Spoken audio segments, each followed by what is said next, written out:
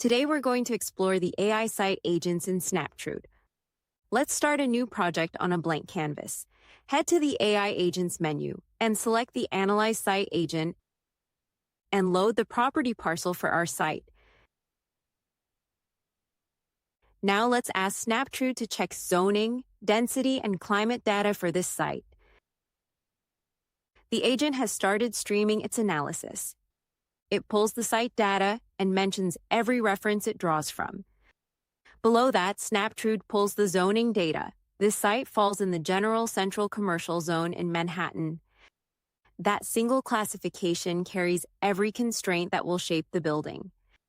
The full analysis is laid out in a structured table. We can edit any value so the agent enriches its understanding.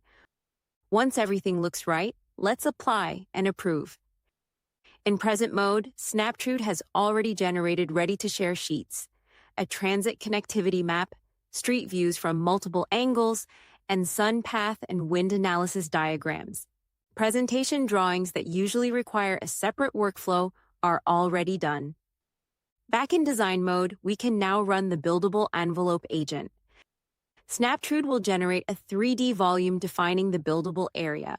The site constraints from the previous step are now a physical boundary on the canvas. That wraps the site agents. We're now ready to work on a massing model.